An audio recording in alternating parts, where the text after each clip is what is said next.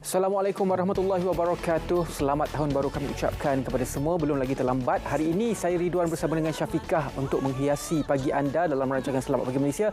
Terima kasih kepada rakan penyampai Kanta 744. Kini tiba giliran kita, Syafiqah, untuk bersama dengan penonton untuk kita sebarkan maklumat-maklumat yang pasti dan juga sahih dalam rancangan Selamat Pagi Malaysia. Edisi yang ke-40 tahun sebenarnya Selamat Pagi Malaysia. Sehingga jam 10 pagi ini kami pastinya bersiaran di saluran berita RTM, MyTV 123. Jangan lupa juga untuk mengikuti kami di aplikasi RTM Klik.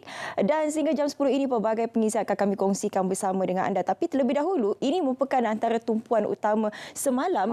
Jadi kami nak kongsikan berkaitan dengan padu yang telah pun diluncurkan oleh Yang Amat Berhormat Perdana Menteri semalam, iaitu pangkalan data utama, di mana padu merupakan pangkalan data utama negara yang selamat, komprehensif dan near real time ke arah digitalisasi dan penghasilan analitik yang tepat. Padu membantu proses penggubalan dasar dan proses membuat keputusan yang berpacukan data. Padu juga membolehkan pelaksanaan dasar secara bersasar bagi mengimbangi kedudukan fiskal. Ya, jadi kata Perdana Menteri kita, padu ini sebenarnya cukup penting terutamanya apabila kita ingin melaksanakan subsidi bersasar. Jadi data yang dikumpul dalam padu ini, aplikasi padu ini akan digunakan untuk memastikan sesiapa yang layak mendapat subsidi akan mendapat subsidi dan juga bantuan-bantuan yang diberikan tanpa ada keciciran, kerana padu ini bersifat near real time seperti yang Syafiqah sebut sebentar tadi. Jadi kata Perdana Menteri ini, Syafiqah, dia kata ia menjamin manfaat dan kemudahan subsidi dinikmati oleh golongan yang berhak menerima dan tentunya ia akan mengurangkan kos serta mengurangkan ketirisan. Jadi akhirnya kita dah pun menjumpa mekanisme terbaik sebenarnya bagaimana untuk kita mengelakkan ataupun mengurangkan ketirisan yang berlaku dalam subjek subsidi ini, kerana itulah yang sering kali dibincangkan di media massa dan juga di media sosial. Okey, ini macam berkaitan dengan padu.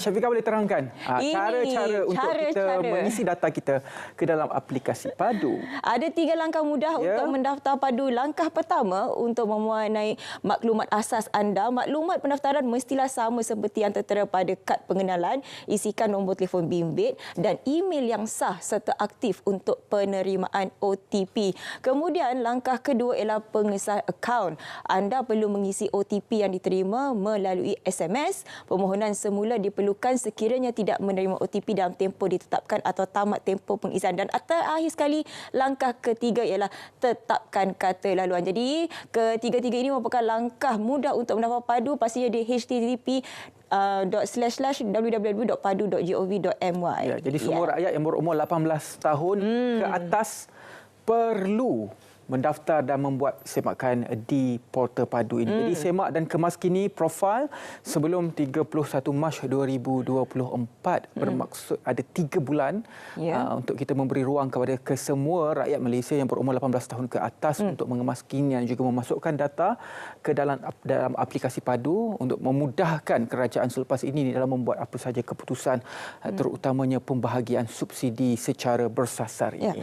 Daripada padu kita beralih pula kepada ini, di mana berita semalam, Syafiqah, juga berita gembira sebenarnya. Lesen kenderaan motor LKM dan lesen memandu LMM boleh diperbarui melalui aplikasi MyJPJ bermula 1 Februari ini.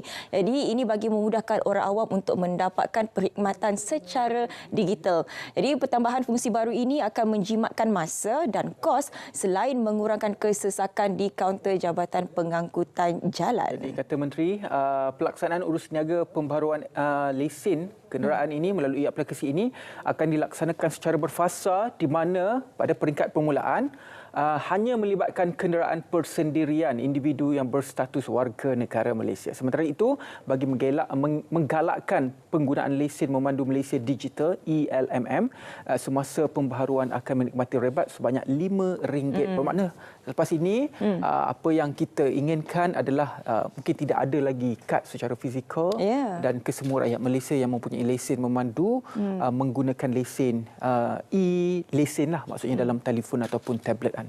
Jadi yang penting mengurangkan kesesakan di kaunter, sebab selalu kita nampak orang akan beratur sampai keluar Ridwan. Jadi diharapkan kepada anda untuk mengikuti kepada aplikasi ini. Dan kalau kita melihat inisiatif ini terpakai untuk mereka yang memilih ELMM semasa masa pembaharuan sama ada melalui kaunter JPJ, portal MySikap, aplikasi MyJPJ atau rakan niaga JPJ. Dan inisiatif ini hanya untuk warga negara Malaysia saja. Inisiatif inilah yang rebat RM5. Saya kira ramai yang dah tahu tentang aplikasi MyJPJ. Banyak yang ada dalam tu.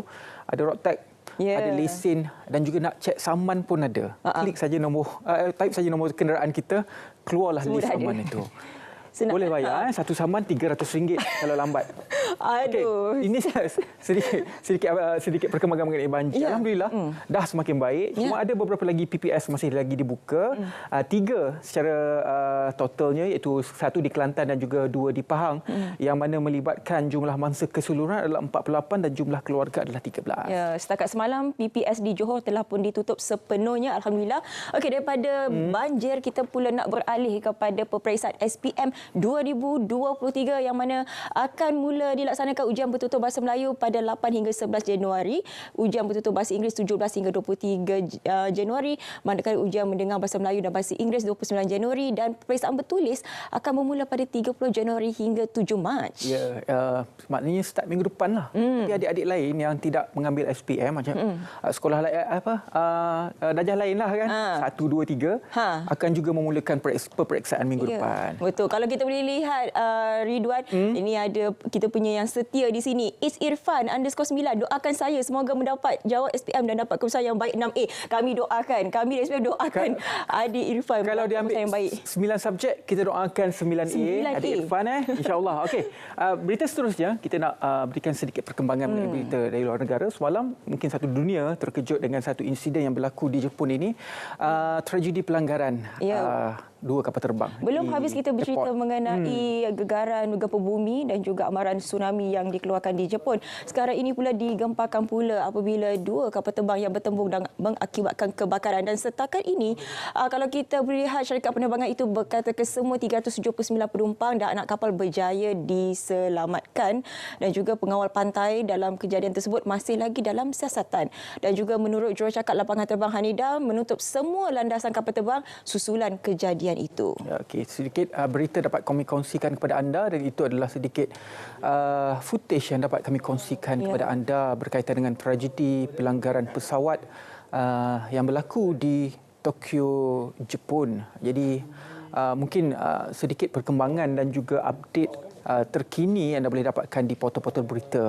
Bukan sahaja di Malaysia, malah di seluruh dunia. Jadi itu saja yang dapat kami kongsikan pada awal rancangan Selamat Pagi Malaysia. Banyak lagi sebenarnya kalau anda nak tengokkan berita-berita, boleh sahaja pergi ke Instagram sekarang mudah. Infografik ada perincian berita dan sebagainya. Pergi sahaja ke berita RTM. Betul. Okey. Hari ini ada Ridwan, juga biar betul di sini ada banyak topik yang menarik, antaranya bagaimana sebenarnya untuk kita menoktakan perniagaan Alibaba ini. Jadi apakah perniagaan Alibaba, semuanya akan kita bincangkan sebentar saja lagi, tapi kita nak berehat seketika. Kita kembali selepas ini.